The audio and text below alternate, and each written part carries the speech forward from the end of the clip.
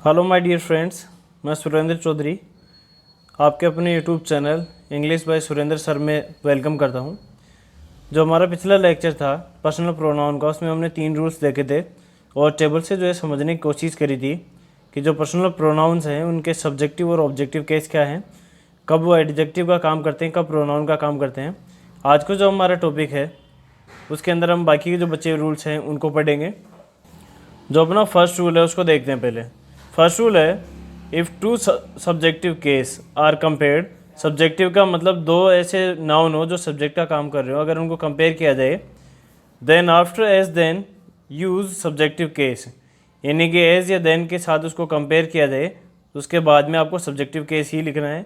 Example से समझते हैं। फर्स्ट लिखा हुआ है he is as fast as me, तो यहाँ पे मी क्या हो जाएगा, गलत हो जाएगा, क्योंकि मी क्या है, जो आई है उसका ऑब्जेक्टिव केस है और अपने को क्या यूज़ में लेना है, यहाँ पर सब्जेक्टिव केस यूज़ में लेना है। सेकंड एग्जांपल देखिए, सी इज़ वाइजर देन हिम, तो यहाँ पे हिम भी जो है वो ही का सब्जेक्टिव केस नहीं है, ऑब्जेक्टिव केस है, तो यहाँ हमें क्या यूज़ में लेना था, सब्जेक्टिव केस यूज़ में लेना था, जो कि है ही। बी वाला पॉइंट देखिए, use objective case while comparing to objective case pronouns, यानी कि कोई दो ऐसे प्रोनाउन जो ऑब्जेक्टिव केस हैं जिनके, उनको जब कंपेयर कर रहे हो तो ऑब्जेक्टिव केस ही काम में ले। एग्जाम्पल देखेंगे, I know you as well as he, तो यहाँ पे इसके बाद में ही नहीं आएगा, हिम आएगा, यानी कि हमें ऑब्जेक्टिव केस यूज़ में लेना है। यहाँ यू जो है उसका सब्जेक्टिव और ऑब्जेक्टिव केस एक होता है, सेम ही होता है, मैंने बता रखा है। सेकंड देखो, he helps me as well as they, तो यहाँ पे मी जो है वो किसका सब्जेक्टिव केस था यहाँ पे, अब इसका आई, और ऑब्जेक्टिव केस क्या हो गया इसका, मी। ऐसे जो दे है उसका हमें ऑब्जेक्टिव केस चाहिए, जो कि क्या हो जाएगा, देम। अब हम कंपेयर किसको कर रहे हैं, मी को और देम को, यानी दोनों ऑब्जेक्टिव फॉर्म में है। तो फर्स्ट रूल तो अपना क्या है कि जब एज या देन से कंपेयर किया जाए तो उसके बाद में सब्जेक्टिव केस लें। कब, जब दो सब्जेक्टिव केस हों, और अगर ऑब्जेक्टिव केस हों तो ऑब्जेक्टिव केस यूज़ में लें। तो सीधा सीधा क्या रूल बन गया अपना कि अगर सब्जेक्टिव केस को कंपेयर कर रहे हैं तो सब्जेक्टिव यूज़ में लें, और ऑब्जेक्टिव केस को कंपेयर कर रहे हैं तो ऑब्जेक्टिव मोड जो है यूज़ में लें। अब देखते हैं इसका नेक्स्ट रूल। नेक्स्ट रूल है अपना, इट अगर सब्जेक्ट का काम करे और उसके बाद में बी आए, बी की फॉर्म का मतलब क्या है, इज़, एम, आर, वॉज, वर, तो इसके बाद हम क्या यूज़ में लेना है, सब्जेक्टिव केस यूज़ में लेना है। नीचे एग्जाम्पल देखेंगे, इट इज़, अब यहाँ पे ही जो है वो सब्जेक्टिव केस है, इसका ऑब्जेक्टिव केस होगा him. It is he who is guilty. Second देखिए, it is I who completed the task, तो आपको क्या करना है, इट जो है इंट्रोडक्टरी सब्जेक्ट का काम करता है, यानी इंट्रोडक्शन करवाने के लिए आता है। इसके बाद अगर बी की form I, am, are, was, were आए, तो उसके बाद में आने वाला जो सब्जेक्ट या ऑब्जेक्ट होगा वो किस फॉर्म में होगा, वो सब्जेक्टिव केस में होगा, जो नाउन प्रोनाउन होगा यहाँ पर। यूज़ ऑफ इट, यानी अब इसके इट के यूज़ देखते हैं कि क्या काम में आएगा। अगर हमें प्लूरल फॉर्म में काम में लेना हो तो इसका प्लूरल फॉर्म होगी दे। फर्स्ट अपना पॉइंट देखिए, एनिमल्स के साथ में हम इट को यूज़ में लेंगे, जो नॉन लिविंग थिंग्स हैं उनके साथ में, बेबीज़ जो होते हैं उनके साथ में, कॉस्ट्यूम्स के साथ में, और कंट्री, इनके साथ में आपको क्या यूज़ में लेना है, इट को यूज़ में लेना है। तो animals, non living things, baby, उसके अलावा कॉस्ट्यूम्स यानी छोटे बच्चे, और कंट्री, इनके साथ में क्या यूज़ में लेना है, इट। एग्जाम्पल देखते हैं, India is a developing country, फिर इंडिया के लिए हमने देखो क्या यूज़ में लिया यहाँ पे, it has second largest population in the world, यहाँ इट किसके लिए यूज़ में लिया गया है, इंडिया के लिए। सेकंड पॉइंट देखिए, to express time, weather, temperature, distance, natural phenomena, इन कोई प्राकृतिक जो भी घटनाएं वगैरह हैं उनके लिए, वेदर मौसम वगैरह के लिए, टेम्परेचर के लिए, दूरी बताने के लिए। और किस तरीके से यूज़ में लेंगे, इंट्रोडक्टरी सब्जेक्ट के रूप में, यानी कि मेन सब्जेक्ट नहीं होगा। जैसे कि कुछ एग्जाम्पल लिखे हुए हैं अपने नीचे, उनको देखते हैं एक बार। फर्स्ट एग्जाम्पल अपना, इट इज़ रेनिंग, यहाँ पे इट जो है वो बारिश को इंट्रोड्यूस करवाने के लिए आया है, इसलिए इसको इंट्रोडक्टरी सब्जेक्ट कहा जाता है।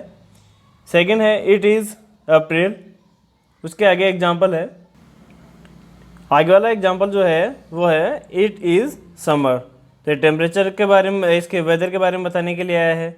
टेम्परेचर के बारे में जैसे कि यहाँ दिया हुआ है hot, it is hot day. या फिर इट इज़ हॉट टुडे। तो बात कर रहे हैं हम इसी के बारे में कि क्या क्या काम में आएगा। एक तो एनिमल्स के साथ में, नॉन लिविंग के साथ में, थिंग्स के साथ में, बेबी, कॉस्ट्यूम्स और कंट्री के साथ में। इसके अलावा क्या काम में आ रहा है, to express time, weather, temperature, distance, natural phenomenon जो है उनके साथ में यूज़ में लिया जाता है इसको। लास्ट पॉइंट अपना देखो, use A pronoun after it not a noun, यानी जो इट है उसके बाद में आपको नाउन यूज़ में नहीं लेना है, आपको क्या यूज़ में लेना है, एक प्रोनाउन यूज़ में लेना है। एग्जाम्पल देखिए, इट पेन इज़ माइन, तो यहाँ पे जो पेन है वो क्या है, एक नाउन है, तो हमें क्या है इसमें नाउन यूज़ में नहीं लेना है। तो ये अपना क्या हो गया, गलत हो गया है। करना क्या था इसका, इट इज़ माई पेन, या माई जो है इस पेन के लिए यूज़ में आ रहा है, एक एडजेक्टिव की तरह काम में आ रहा है। तो 3 रूल्स अपने इसमें 3 पॉइंट देखे हैं कि इट का यूज़ कहाँ कहाँ है। अब देखते हैं इसके जो फर्दर रूल्स वगैरह हैं उनके बारे में। पर्सनल प्रोनाउन के बारे में कुछ चीज़ें थी जो मैं रिवाइज करा देता हूँ एक बार। पर्सनल प्रोनाउन में हमने पढ़ा इनके सब्जेक्टिव और ऑब्जेक्टिव केस के बारे में, ये किस तरीके से कब तो सब्जेक्ट का काम करते हैं, कब ऑब्जेक्ट का काम करते हैं, उसके बारे में हमने देखा है। इसमें जो मैंने टेबल बताई थी सब्जेक्टिव और ऑब्जेक्टिव केस वाली, वो आपको अच्छे से याद होनी चाहिए, क्योंकि ये टेबल जो है आगे जाके जब हम इनको नरेशन या फिर एक्टिव पैसिव वगैरह पढ़ रहे होते हैं, या फिर किसी भी सेंटेंस में आपको लिखना पड़ेगा, जैसे कि ऑब्जेक्ट की जगह लिखना है, तो आपको अगर पता नहीं होगा कि कौन सा प्रोनाउन आना है या कि प्रोनाउन का कौन सा केस आना है, तो गलत होने के जो है चांसेस ज़्यादा हैं। इसके बाद में जो है हम प्रोनाउन का सेकंड पार्ट पढ़ेंगे। प्रोनाउन का जो सेकंड पार्ट है अपना वो है पजेसिव प्रोनाउन। पजेसिवन का मतलब क्या होता है, अधिकार बताना चीज़ों पर। इसके सब्जेक्टिव केस लिखे हुए हैं, एक टेबल से समझेंगे अपन इनको। पजेसिव एडजेक्टिव लिखा हुआ है और पजेसिव प्रोनाउन। देखो एडजेक्टिव और प्रोनाउन में कितना फ़र्क है। अगर पजेसिव प्रोनाउन के साथ में यहाँ पर आपने नाउन यूज़ में ले लिया है यहाँ, तो ये एडजेक्टिव का काम कर रहा होगा, जैसे कि my book, my car, your house, इस तरीके से ये किसका काम कर रहे होंगे, एडजेक्टिव का। आई जो है उसका सब्जेक्टिव केस है प्रोनाउन का, जो फर्स्ट पर्सन में होते हैं। इसको अगर पजेसिव एडजेक्टिव देखा जाए तो ये माई है, क्योंकि इसके बाद में एक नाउन आएगा जिसको ये क्वालिफाई कर रहा होगा। ऐसे माइन जो है इसका पजेसिव प्रोनाउन है। वी का जो है पजेसिव एडजेक्टिव आर है और आर्स जो है इसका पजेसिव प्रोनाउन है। यू जो है उसका योर्स एडजेक्टिव की तरह काम करेगा, और जो योर है एडजेक्टिव की तरह, और योर्स पजेसिव प्रोनाउन की तरह। ऐसे ही का जो पजेसिव एडजेक्टिव है हिज होता है, और हिज ही इसका पजेसिव प्रोनाउन है। तो ये चीज़ जो है ध्यान में रखने की, कि जो ही है उसका पजेसिव एडजेक्टिव और प्रोनाउन दोनों एक ही है। सी जो है उसका पजेसिव एडजेक्टिव हर होगा, और हर्स इसका पजेसिव प्रोनाउन होगा। इट जो है उसका पजेसिव एडजेक्टिव तो होता है, लेकिन इसका पजेसिव प्रोनाउन नहीं है। दे का देयर पजेसिव एडजेक्टिव होता है, और देयर क्या होता है, पजेसिव प्रोनाउन होता है। अब देखते हैं कुछ रूल्स अपने पजेसिव प्रोनाउन से regarding. Don't use possessive pronoun before a noun. अगर नाउन से पहले आप इसको यूज़ में लेंगे तो ये क्या काम करेगा, एडजेक्टिव का काम कर जाएगा। जैसे योर्स हाउस इज़ ब्यूटीफुल नहीं होगा, यहाँ पे योर्स की जगह क्या होगा, योर हाउस। ऐसे माइन नहीं होगा, यहाँ होगा my friend is very intelligent. Second rule देखिए, फर्स्ट रूल क्या है अपना, कि पजेसिव प्रोनाउन के साथ में जो है एक नाउन ना यूज़ में लें इसके साथ में, क्योंकि एडजेक्टिव का काम कर जाएगा, हमें चाहिए प्रोनाउन। सेकंड रूल है use possessive adjective before a noun. अगर आपको इसको एडजेक्टिव की तरह काम में लेना है तो पजेसिव एडजेक्टिव काम में लें। जैसे कि कार को जो है क्वालिफाई करने के लिए हर यूज़ में लिया हुआ है, तो एडजेक्टिव का काम कर रहा है। ऐसे ही माई जो है फ्रेंड के साथ जुड़ा हुआ है, इसको क्वालिफाई कर रहा है, तो एडजेक्टिव का काम कर रहा है। जो थर्ड रूल है अपना उसको देख लेते हैं।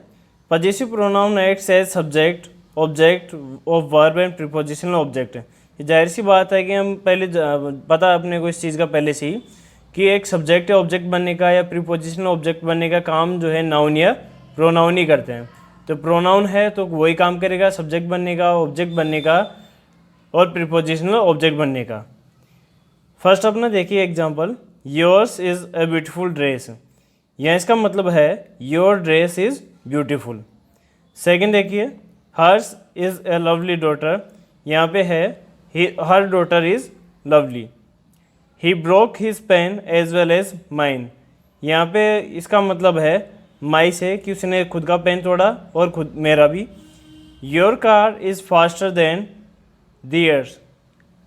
तो यहाँ पे इसको जो लिखा हुआ है देयर, ये किसकी तरह काम कर रहा है? देखो यहाँ पे प्रीपोजिशन है, ये प्रीपोजिशन का ऑब्जेक्ट है। यहाँ पे जो है इसके बाद में है ऑब्जेक्ट का काम कर रहा है। यहाँ सब्जेक्ट का काम कर रहे हैं दोनों, तो ये सब्जेक्ट का काम करेगा या ऑब्जेक्ट का, या फिर प्रीपोजिशनल ऑब्जेक्ट का काम करेगा। जिसमें चारों में अपन ने एक एक एग्जाम्पल इसका देख लिया है। इसके बाद में कुछ अपना जो अपकमिंग लेक्चर होगा उसमें कुछ और रूल्स के बारे में देखेंगे। तो आज के लिए इतना ही, मिलते हैं अपने आने वाले लेक्चर्स के अंदर बाकी के बचे रूल्स के साथ में। Thank you.